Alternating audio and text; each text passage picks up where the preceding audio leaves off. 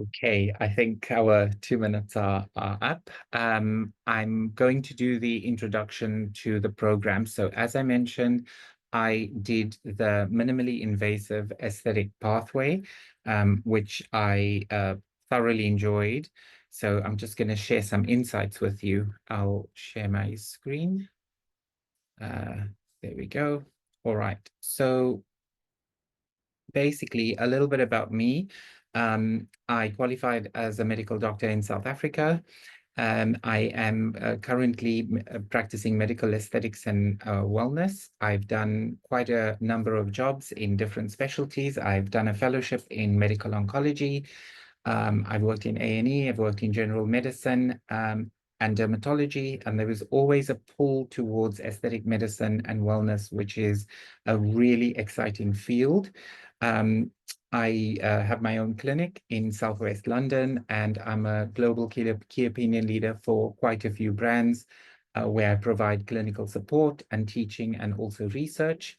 In terms of the qualifications, the master's in surgery that I did at UCL, I actually got a distinction for, and I want to just kind of tell you a little bit about how I managed to work that in and amongst an extremely busy schedule. So the course was really, really great. I've also got other qualifications in science and diploma in dermatology, etc. So I was in the first cohort, 2021 to 23, and I did it full time. Um, so why did I join the program? The most important thing for me was the big pull was UCL is a really excellent medical school. It's got excellent faculty, and they have a new course in aesthetics. So let's see what it's all about. What stood out for me was the fact that the course was actually taught by surgeons, and that was quite important because plastic surgeons, dermatologists, skin surgeons, these are the people who actually know the most about topographical anatomy. And the fact that they were teaching was really beneficial for me. I did not want to do a course where you just get sent a whole lot of journal articles, you just get sent a whole lot of notes, you read it, regurgitate it, do some kind of assignments, whatever, and then just learn very little or nothing. So I was already an established practitioner. So I wanted something that was going to take me out of my comfort zone and something where I was really going to be able to learn good principles of aesthetic medicine. So I don't know where you are in the world, but what I will say is there are virtually no fellowships in aesthetic medicine. It's a field that sits somewhere between dermatology and plastic surgery. You can add wellness onto it, and that's really where I kind of saw myself in my career going. The faculty they are really, we're looking at very senior clinicians, researchers from all over the world. We have a professor who teaches energy-based devices from Australia. We have one of probably the best dermatologists in South Africa, who is a lecturer and a researcher on this course. And really, the emphasis was on the anatomy teaching. Now, it is so incredibly complex, head and neck anatomy, and that is just surface anatomy. So I wanted to be able to learn it properly and know it like in terms of a very, very strong background. So the other thing that drew me to it was all of the topics that are covered in the course are obviously very clinical and with evidence-based background. And that is really important to me because clinical research is something that I do. It's something that I enjoy. And I just wanted to make sure that I had the necessary academic background to be able to do that. My research project was a meta-analysis of type 1 and type 4 hypersensitivity reactions to hyaluronic acid dermal filler. It's not as crazy as it seemed. It did take a long while. There was a lot of stats involved. But again, that was something that took me out of my comfort zone because I was used to doing qualitative research. And I wanted to do something a bit more quantitative where I would actually be able to um, uh, uh, provide a research report with the highest level of evidence. So the minimally invasive aesthetics pathway was you get a very strong theoretical foundation. And this is the thing that enables you to learn from a strong base, but also to unlearn a lot of the things that you think you might know, or the things that you might think are potentially safe and effective in aesthetic medicine. So you learn it from a theoretical basis, from an evidence base, and that is what I found exceptionally meaningful. So you learn your bread and butter procedures like your toxin, your filler, threads, energy-based devices.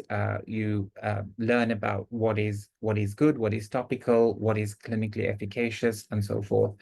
You learn skin physiology. So the last time I did any kind of dermatology was at medical school, and it wasn't that comprehensive. It was just the most common things you'll see in general practice. So this takes a much deep dive into proper skin physiology and some pathophysiological conditions. Understanding of skin aging is very, very important. It's the mainstay of what we do, and this is why I also enjoyed the course. And of course, complication management and avoidance. Complication avoidance is far more important than complication management. So if you avoid it, if you know what to look for, then you should be quite fine. But also you get the tools so that you know when you are a lone practitioner how you're able to manage a complication if it happens in front of you. The contact teaching sessions were fantastic. If you're from outside London, you travel to London, it's a lovely location and it is incredibly worth it. Like your head just explodes with the information that you learn. It's absolutely phenomenal. There's lots of resources, and they tend to bring guest lecturers in as well, just to kind of give a little bit more input into various aspects of aesthetic medicine. And the cadaveric teaching, the anatomy teaching was really absolutely wonderful. We did full body dissection at the medical school I was at, but very little emphasis was on head and neck anatomy, particularly from the point of performing aesthetic procedures. I think aesthetic medicine was virtually unheard of at the time I qualified. But this gives you a very, very strong anatomical focus. You actually do the dissection yourself. The surgeons are there to help you. The anatomists are there to help you, and it is incredibly meaningful. It makes you have new respect for what it is that you're doing in clinic. And of course, there are clinical correlations with all of that. One of the things was you are able to join, like for us, it was very meaningful because we were already, there were a few of us that were already plastic surgeons and already aesthetic physicians, but there were about 2 or 3 people in our class that had no aesthetic experience. We had dental surgeons that had just maybe done a basic Botox foundation filler course, and they really wanted to learn from first principles. So I think it's meaningful for established practitioners, but it's also incredibly meaningful if you have no prior knowledge of aesthetic medicine. So you have a wide scope for your research project with support from your supervisor and from Dr. Zara as well.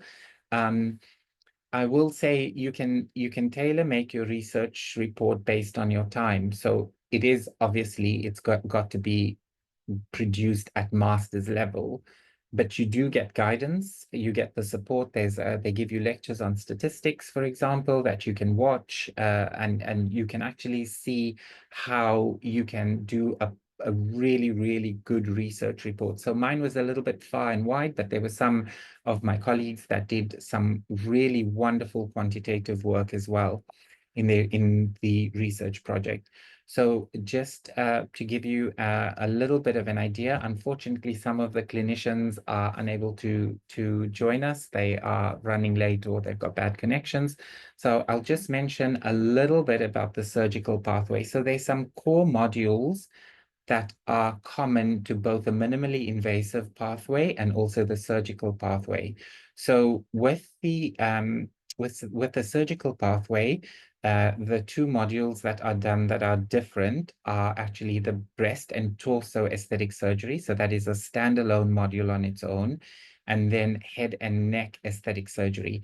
So those are the modules that the ones who do the surgical pathway, they kind of like do those modules as opposed to some of the other modules that we do in the minimally invasive. But the modules that are common to both pathways are the skin in aesthetic practice, fundamentals of aesthetics, principles of aesthetics, and of course your research project is common to both. So with regard to the minimally invasive, you do fundamentals of aesthetics, you do minimally invasive aesthetics module, and then you do advanced minimally invasive aesthetics.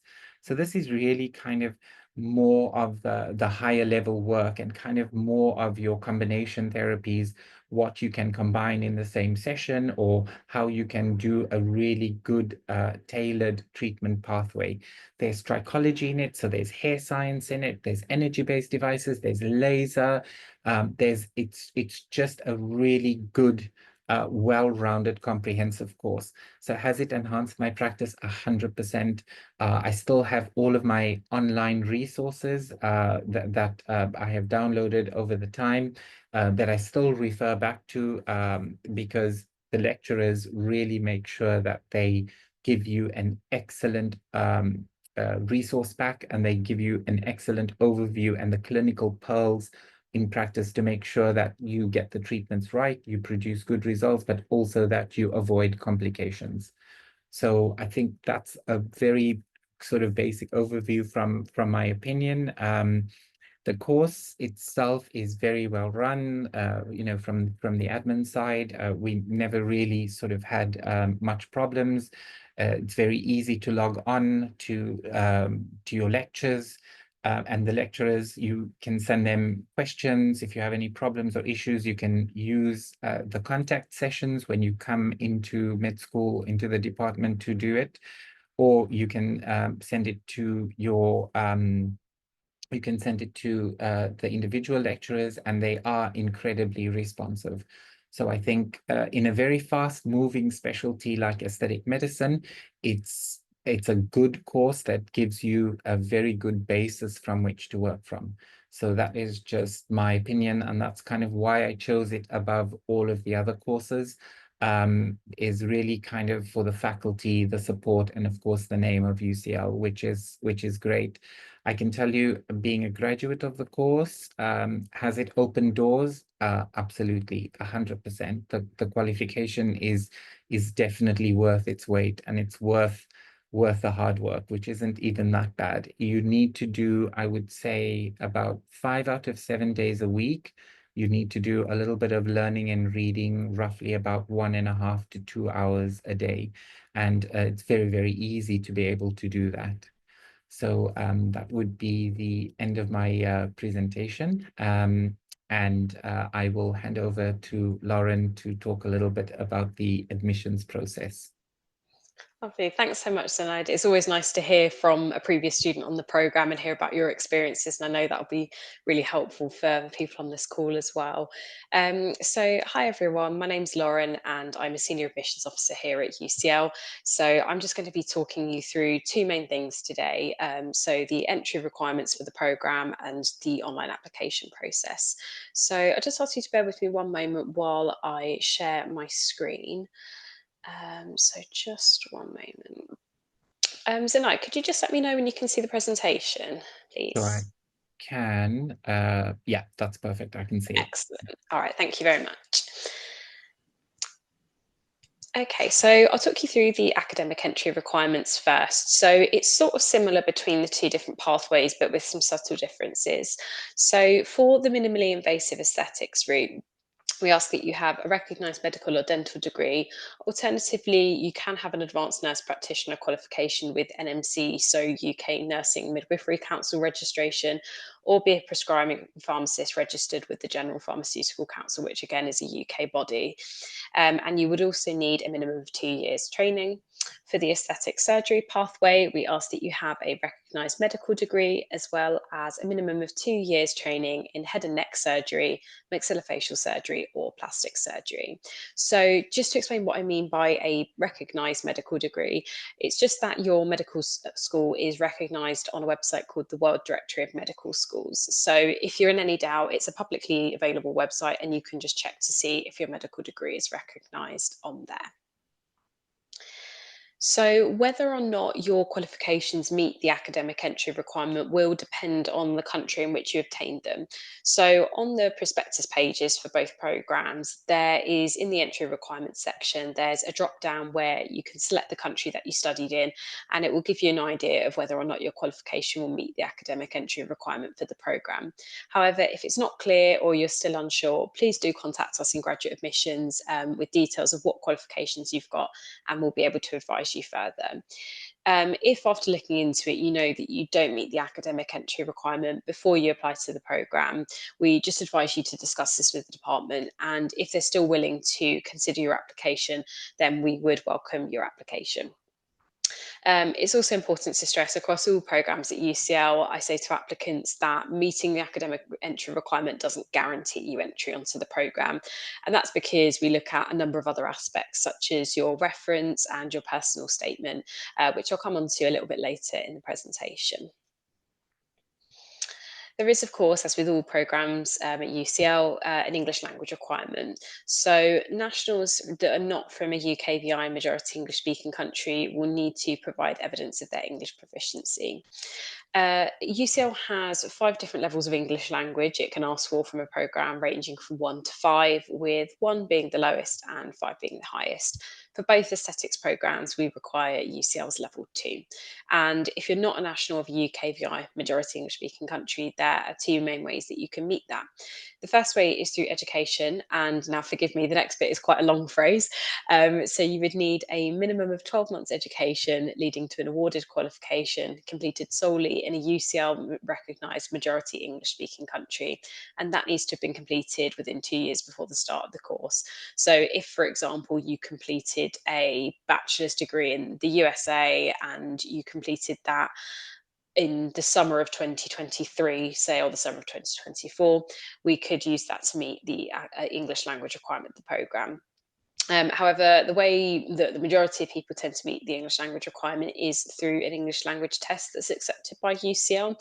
And this just needs to be taken on or after the 1st of September, 2 years before the start of the course. So for those applying for September 2025 entry, you'll just need to have a test that was taken on or after the 1st of September 2023.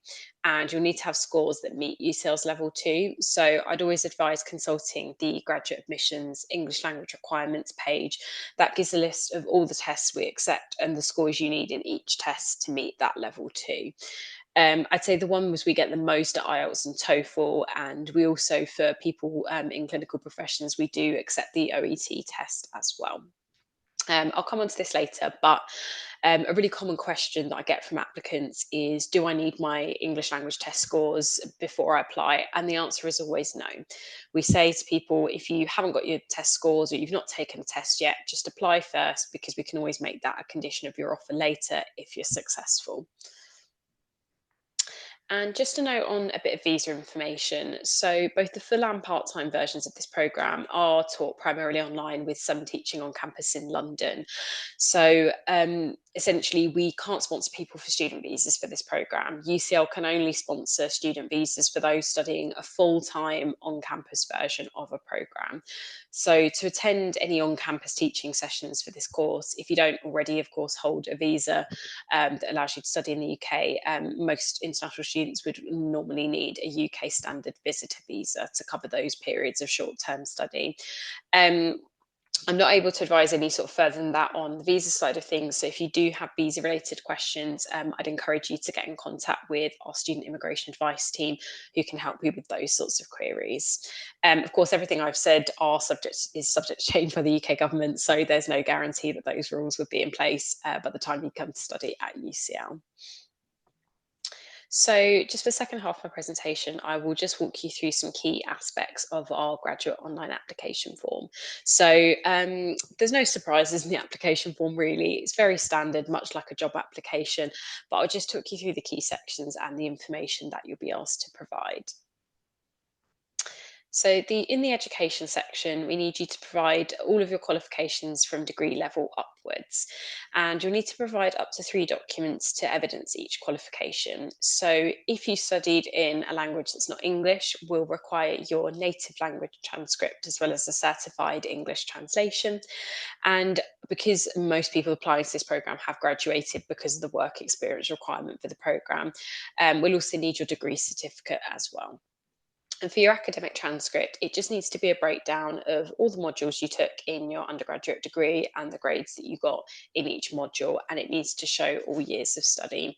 It's really important that this information is provided when you submit your application because it can cause delays a bit later down the line if we need to put your application on hold to request that from you. So I've pretty much already explained this, but there is an English language section of the online application form. So if you know that you would need to take a test to meet the English language requirement of the program, and you've already got one that's in date and meets the scores required for the program, by all means, please upload that with your application. However, if you don't have an English language test and you know that you would need one, that's fine. You can still submit your application anyway. And as I've said, if your application is successful, we can just make it an offer condition later on. There's also an employment section. So this is particularly important because of the work experience requirement of the program. So you can either add in your work experience in the boxes provided or just upload a separate CV. And one reference is required in support of your application. We ask that this is academic unless you've been out of education for 4 or more years. And we ask that you use a professional work email address for your referee as far as is possible, so not something like a Gmail or a Yahoo email. The reason for this is it just helps us to ensure the validity of the reference. The way it works is when you submit your application, your referee will automatically be sent a reference request email by UCL with a link for them to complete an online reference form for you. This is valid for 30 days. So if you know 30 days has passed and your referee's still not completed your reference, which you'll be able to see in your applicant portal, you can resend that request to them via your applicant portal. It's also really important to stress that applicants themselves are responsible for ensuring that the referees submit a reference to them, so UCL won't chase this on your behalf. And it's important to make sure that your reference is submitted because we won't be able to begin assessing your application until we receive your reference. There's also a personal statement section of the online application form, which is in the form of a 3,000 character text box, but you can also, if you wish, choose to upload that as a separate 2-page document. There's kind of 3 main areas I always say to people to cover in their personal statement.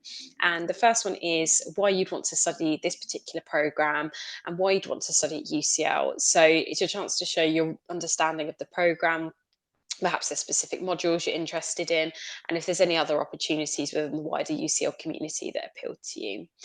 We also need to know how your academic and professional background meet the demands of the programme, particularly because this programme has quite a heavy work experience requirement. I think this is something that you'll need to mention quite a bit in your personal statement, but also just any other unique pieces of experience that sort of make you stand out from the crowd. And finally, we'd like to know what your career aspirations are. So, what would you like to do sort of next in your career, and how will the aesthetics programme at UCL help you to achieve that? So for each program, most postgraduate taught programs at UCL will carry an application fee. For the MS Aesthetics program, it's a £90 application fee. And you pay this once you've submitted your application through a platform called Flywire. It's really important that the application fee is paid because we won't actually receive your application or be able to assess it until that is paid. So before you submit your application, please do check everything thoroughly because you can't make changes after you submit. So we won't be able to accept updated or substitute personal statements, etc. So it is important just to make sure that's all correct. So once you have submitted your application and paid the application fee, you'll get access to Portico, which is your applicant portal. So this is where you'll be able to view, manage and track your application. You'll also be able to view the status of your reference. So you'll be able to see if your referee has submitted or not. And if need be, you can change them for someone else if you know they're not going to be able to provide you with a reference for whatever reason. And as I've said before, we can't begin assessing your application until it's what we call complete. So this means that the application fee has been paid and your referee submitted a reference for you. Okay, so that was everything I had to say on the admissions side of things. So I believe that we're now moving on to the Q&A. Is that right, Emiliana? Yeah, I think so. Okay. So Please. if I could just maybe just follow on with what Lauren has said in terms of the application process, because my degree was done in South Africa. The documentation, my degree was done entirely in English. So I had a letter from my university, and of course it also shows it on the medical schools database. So it's always good to just make sure that you have your documents because I graduated in 2009. So I just had my academic record with me here in London when I applied, and I took it to a notary public, and they just checked it and signed it. So you can just kind of get the admin kind of paperwork if you're from outside the UK done quite quickly. It does make life quite easy. And I will say for people that were on the course for the visa requirement, the visitor's visa was absolutely fine for them, but they did give a letter of support from the program to say that they would be attending. We had people in our year from Dubai, Malaysia, Greece. Yeah, so they were kind of coming from quite far away. So it was absolutely fine. That's good to hear. So, okay. So yeah, if anyone's got any questions, we'd be happy to field those.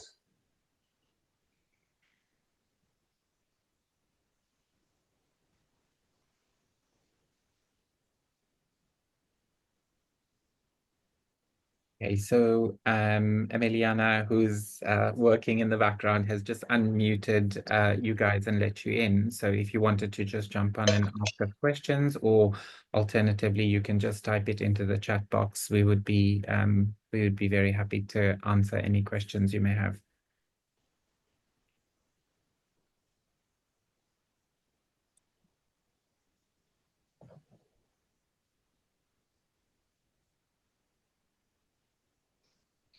Ah, Ahmed. Ahmed's got his hand up. Hi, can you hear me? Yes, yes, I can. Hi, sorry, I tried to type my question in the chat, but it's disabled. But anyway, I'm going to ask it. So, can you tell me more about the contact days? How many days? So, I'm a busy practitioner working in London, and I teach at the university. So, how many days is it? What's the commitment like if you do 1 year full time?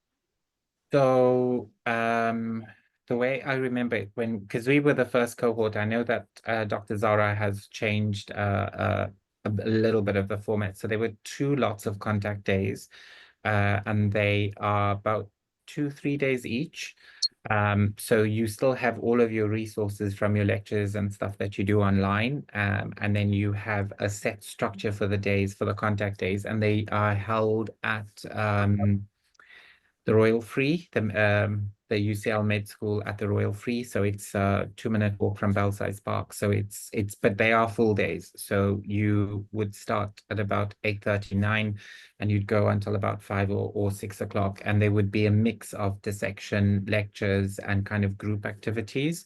So when we did it, we had two lots of contact days. And then the second lot of contact days that we had was actually where they did mock OSPEs and OSCEs. So it was very realistic in terms of what the final exam would be.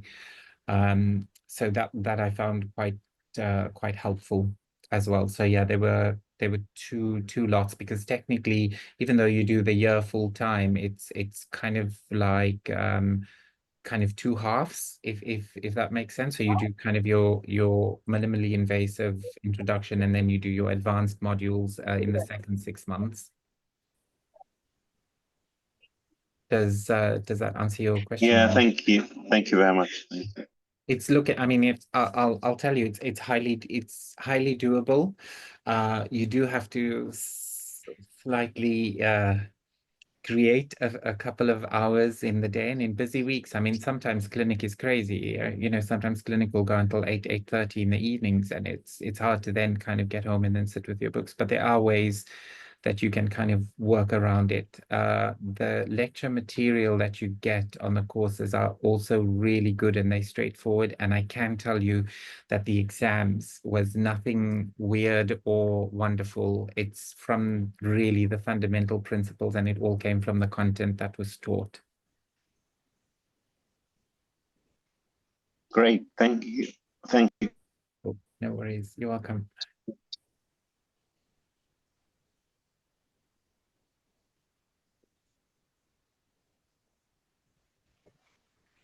So I'll kind of answer a question, and that is, what does a typical week look like when you are doing the full time?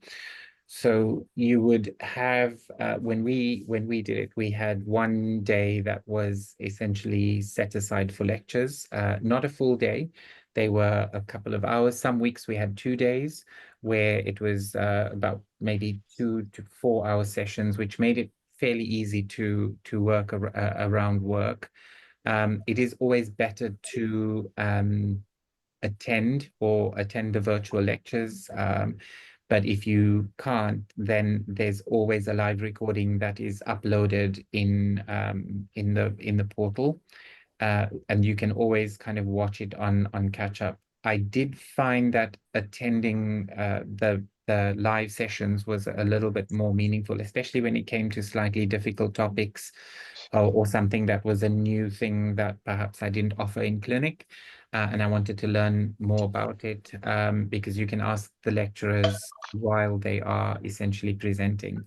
So I would say structure-wise, and then of course, whatever was presented in that week is essentially what I would then revise, work on assignments, and things like that. And it actually worked quite well for me to do it in a very bite-sized way, rather than leaving everything to the end just kind of before the exam.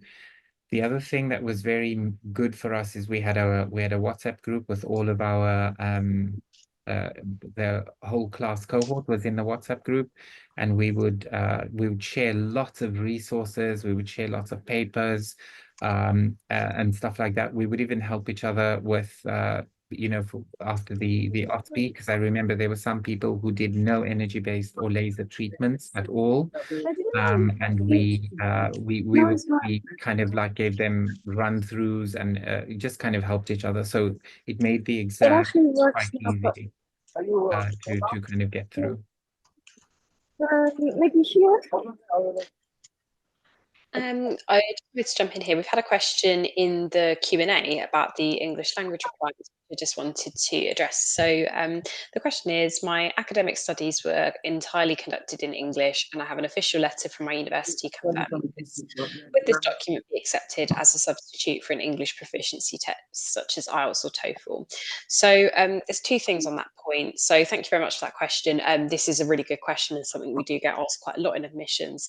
So if your degree was studied entirely in English, but it's not in a country that UCL considers to be majority English speaking, we wouldn't be able to accept that as evidence of English proficiency. So we sometimes get people who've studied entirely in English, but in somewhere like Egypt or something like that. That's not a country we consider majority English speaking, so we wouldn't be able to accept that.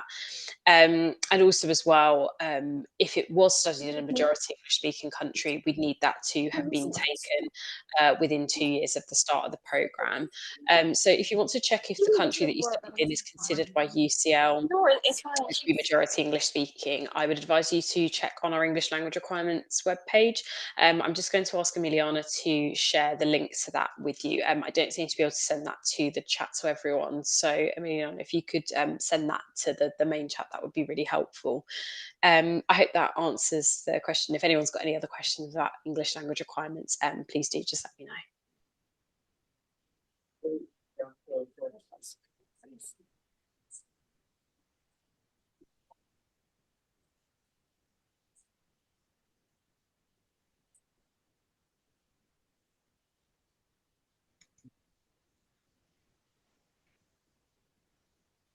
Thanks, Amelia. I can see that link's in the chat there now, for anyone wanting to find out more about the English language requirements. Okay, we have Grace as well, who had a hand up.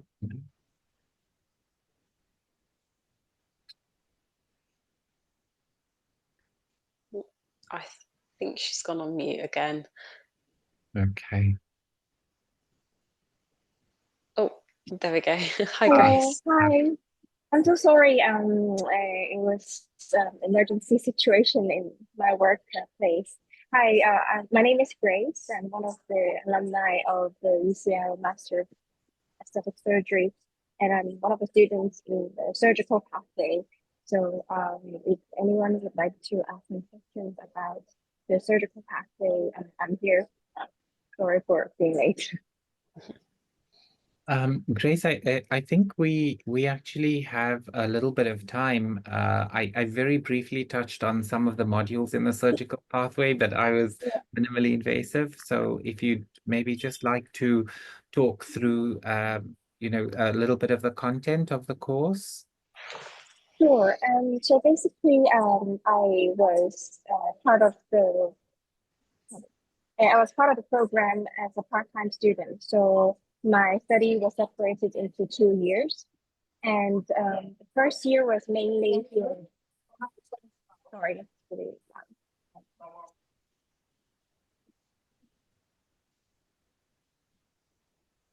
Sorry, can you hear me well? Yes, yes. Sorry. I was a part-time student, so the first year was mainly theoretical, meaning I have the chance to listen to lectures which are pre-recorded on different topics, which I think would be the same as the minimally invasive pathway students. Basically introducing to fundamentals to aesthetic surgery, and also some basic principles on different topics in aesthetic surgery. So there are three main areas for surgical pathway students. The first area is head and neck surgery. The second area is breast surgery, which was really useful for me because I work as a breast surgical consultant in the UK. And the third area would be mainly on body contouring, which are all quite interesting. And the second year is when we get to do a little bit more hands-on sessions, including the cadaver section, where there's opportunity to try on cadaver for example, facelift, and also breast reduction and abdominoplasty, etc. So I think it's very flexible for module. The first year and the second year, it's very easy to accommodate your work schedule, or if you are overseas, it's very easy to accommodate to the timetable of the schedule so far. Perfect. And Grace, we also just briefly touched on the research project. Now I know that it can be a little bit daunting for practitioners to, you know, think about conducting a research project. Would you mind sharing your experience of your dissertation? Sure. So my research paper topic was on mesh use in aesthetic breast surgery. Actually, in fact, in my year, there was only me as the student in the surgical pathway. So both of my tutors, they offered quite a lot of guidance in writing this paper. And it's basically a literature review. So it's not an original study, but still throughout the process, I was able to learn a lot from writing a literature review, and also dig into the topic of mesh use in aesthetic breast surgery. Yeah, it's a very meaningful process during the program.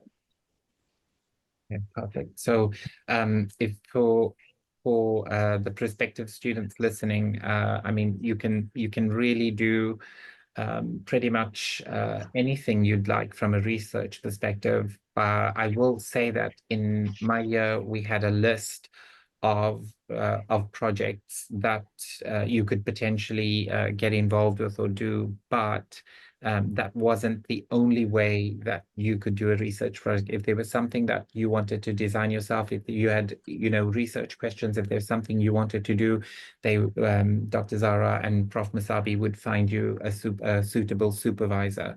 So it's quite exciting. So it's not as daunting as that. So you could do a very, very strong case study series. You could do a literature review like Dr. Wong did. You can do a meta-analysis like I did. And there's pretty much, it's very, very open to you. It's not as daunting or as difficult as you would think. And there's a lot of support and resources at UCL that are able to help you. It's quite nice because the supervisors that you get are actually the lecturers on the course. So it's nice to develop that kind of relationship and that kind of understanding with them.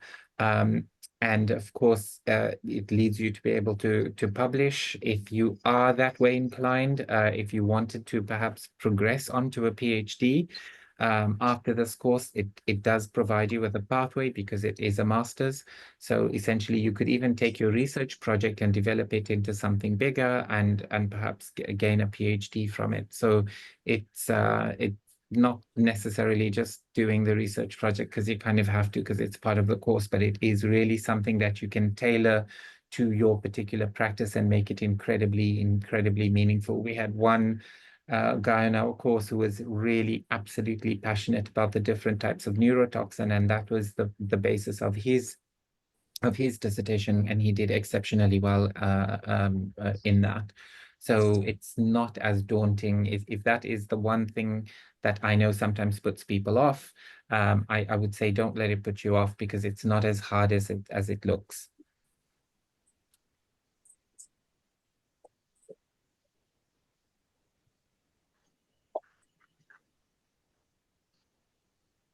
Do we have any other questions?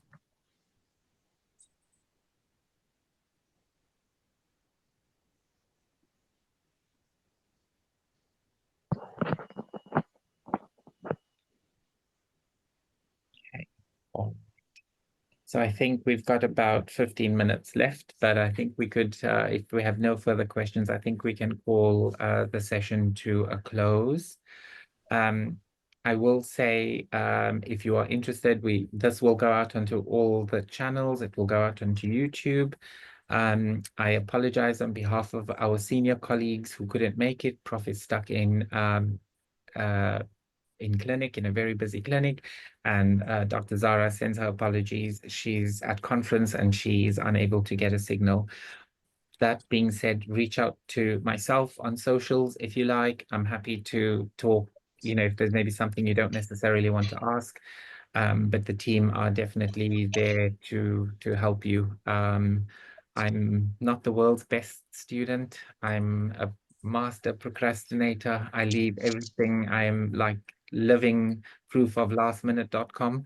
And if I could get through the course with a very good result, then so can you. And it's a very adaptable course.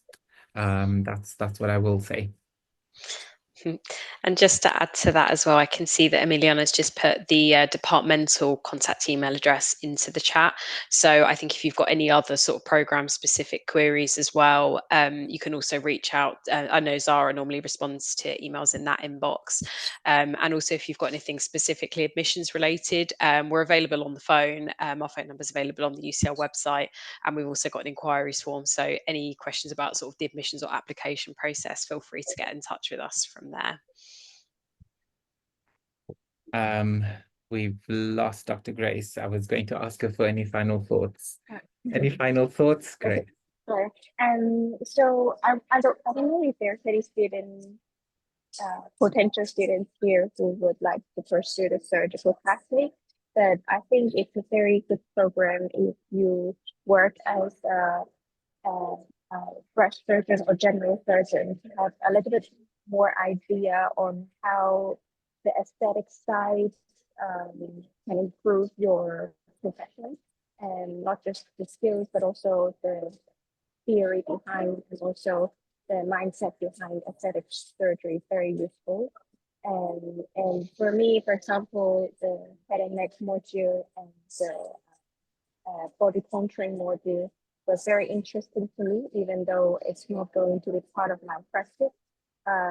It's been very useful in my knowledge and also to understand how the current trend is evolving. So if any potential surgeon would like to take this course, I think it's a very useful program. It's very flexible, so it's very adapted to anyone who has a full-time job, for example, and to gain more knowledge on these areas. Okay, great. Thank you, Grace. Right, so we'll call the webinar to a close.